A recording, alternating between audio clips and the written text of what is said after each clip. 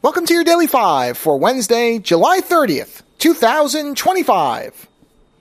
I think, just on balance, I have generally tried to be pretty neutral on the use of AI tools when it comes to art and culture. It's the one area I have the most concerns about, but I think I've largely tried to at least extend some benefit of the doubt towards these tools and the way that they're used, because I don't want to be somebody who's an extremist on one side or the other. But I got to tell you, I heard somebody talking about a product on a show last week, I should say. I heard it actually over the weekend, but it was from last week. I'm not going to name the show. I don't want to say anything negative about the people or anything like that specifically, but they were talking about a product called Notebook LM. I think it's a Google product. And at one point, so a number of the discussions around the actual tool were really interesting and I think beneficial.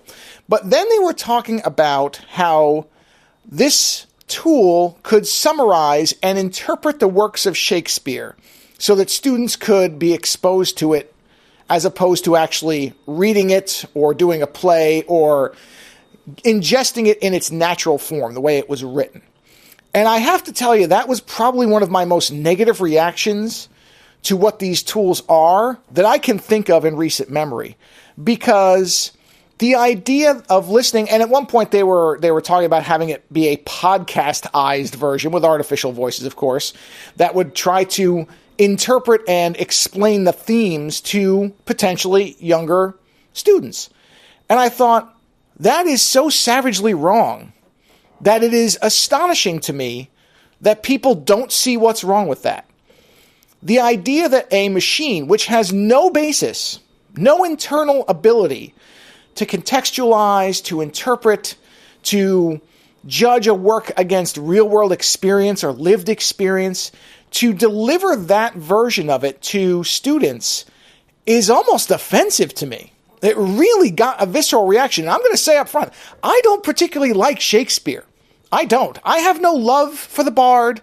Of course, I'm familiar with the great works and, the pop culture stuff of it, and I've read a couple of them because I had to in school, and I thought, how do you do this to students? Why not? I was forced to do read two plays in school, Romeo and Juliet, and I want to say The Tempest. I can't remember what the other one was.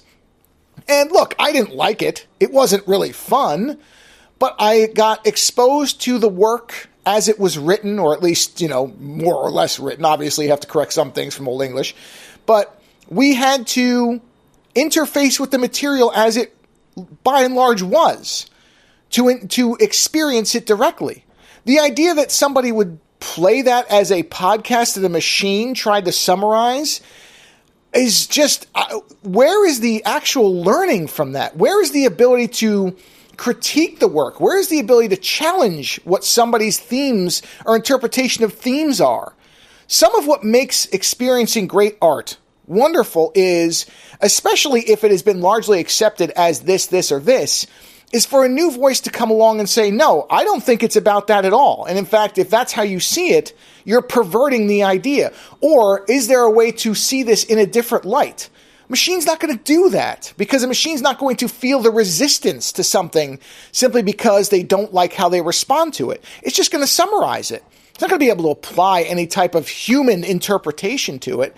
And so the idea that at some point in the future, rather than having to actually read Shakespeare, you might just go to a tool and say, okay, tell me what the themes of this were, and let the machine do that for you. And let's be very honest, that's what will happen, because students tend to be lazy. I know I was a student and I was pretty lazy and I hated having to do this stuff, but there was a value to having to engage with material because I had to, as opposed to buying a Cliff Notes version.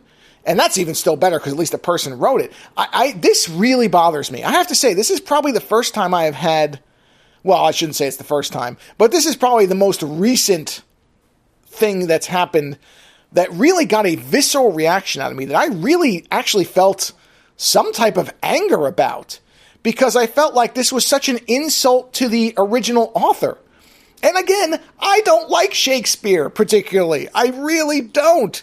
I actually tend to like the more radical reinterpretations of his work as opposed to the original stuff, which again, where is that going to come from in a machine? It's just not. So this idea, boy, I feel bad. I feel bad if this is the future we're going towards, and maybe it is, and I guess I'll be dead, so what will I care? Later.